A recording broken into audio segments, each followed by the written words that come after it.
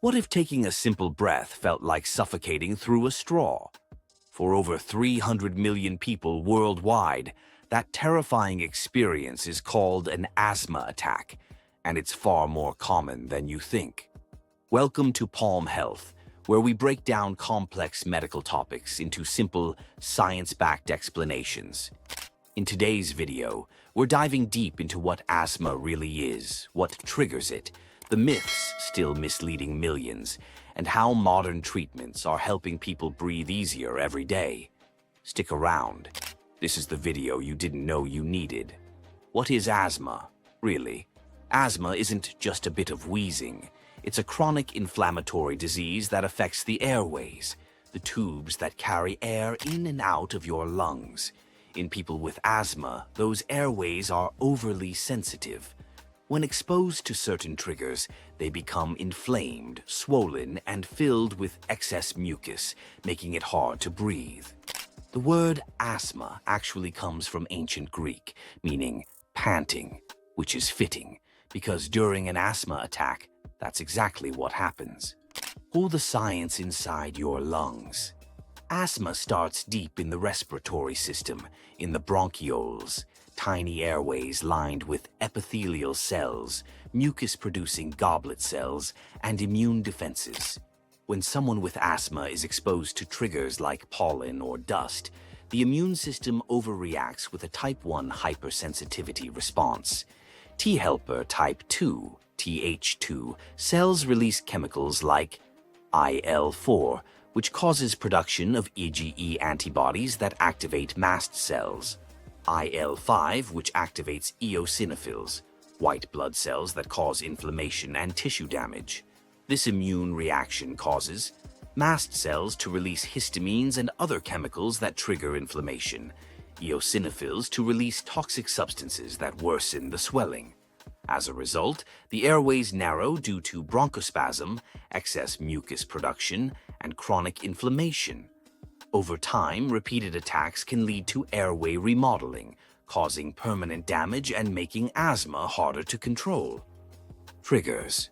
What sets off asthma? Asthma isn't a one-size-fits-all disease. Its triggers are incredibly diverse and deeply personal.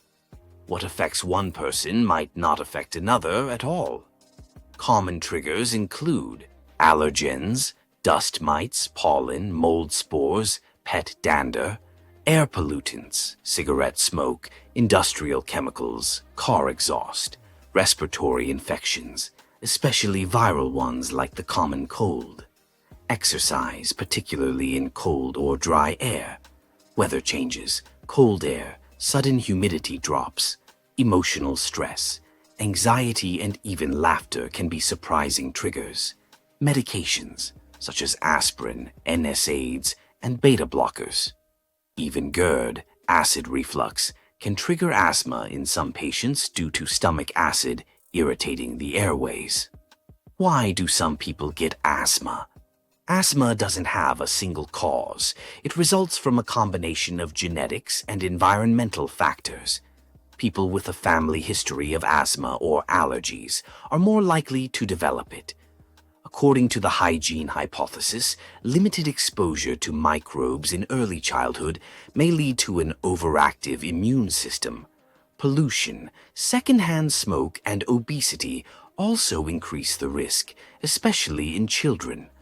Ultimately, asthma arises from a complex interaction between inherited traits and environmental triggers. Recognizing asthma symptoms. The symptoms of asthma can be subtle or severe, but they often follow a pattern. Shortness of breath, especially during physical activity or at night. Wheezing, a whistling sound during exhalation. Coughing, often worse at night or early morning. Chest tightness or a feeling of pressure. Frequent respiratory infections that seem worse than usual. During a severe asthma attack, oxygen levels may drop, lips may turn blue, cyanosis, and the person may struggle to speak. This is a medical emergency and requires immediate attention. Diagnosis and testing asthma is diagnosed through a combination of symptom review and objective tests.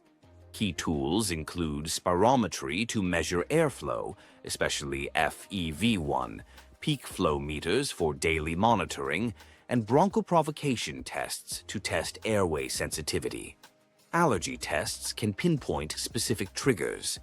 In more advanced cases, sputum analysis may show markers like Kirschmann spirals and Charcot-Leyden crystals, which indicate chronic inflammation in the lungs.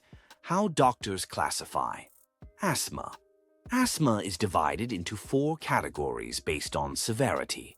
1. Intermittent asthma. This is the mildest form of asthma. Symptoms occur fewer than 2 times per week, and nighttime awakenings happen less than twice per month.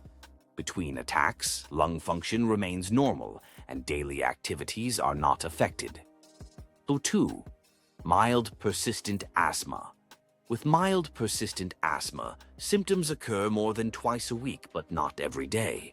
Nighttime symptoms become more noticeable, and there may be minor limitations to physical activities. Lung function is still relatively well preserved. 3. Moderate persistent asthma. People with moderate persistent asthma experience symptoms daily. Nighttime awakenings occur more frequently, and activity levels are more noticeably limited. FEV1 values typically fall between 60% and 80% of the predicted normal value, indicating reduced lung function. 4. Severe persistent asthma. This is the most serious classification. Symptoms occur throughout the day and frequently disrupt sleep. Daily activities are severely restricted, and FEV1 falls below 60% of the predicted value.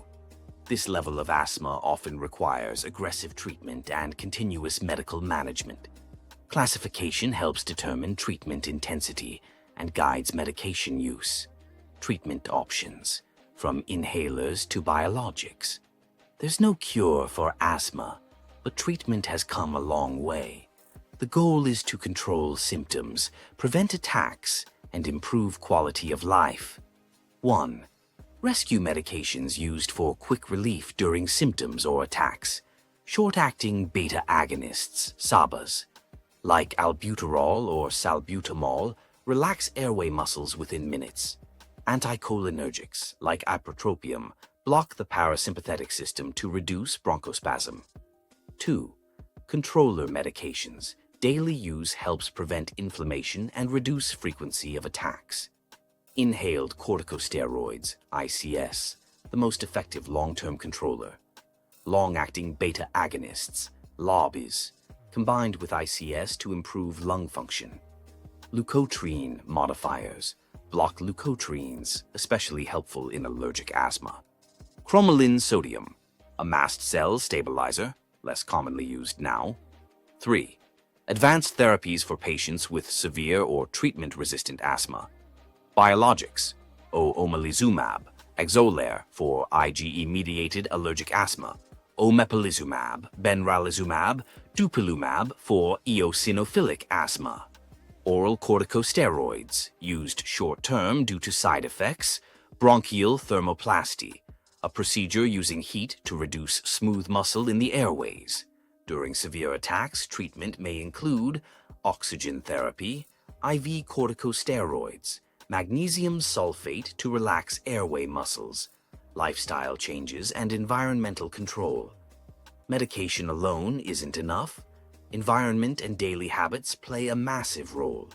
Effective lifestyle strategies include: use HEPA filters to reduce allergens indoors, avoid carpets and heavy drapes that collect dust, keep pets out of bedrooms, monitor pollen and pollution levels before going outdoors, control indoor humidity to avoid mold, quit smoking and avoid secondhand smoke at all costs. Work with your doctor to create a personal asthma action plan, outlining what to do at each level of symptom severity. Debunking dangerous myths. Misinformation kills. Let's correct some of the most harmful myths about asthma. Myth 1.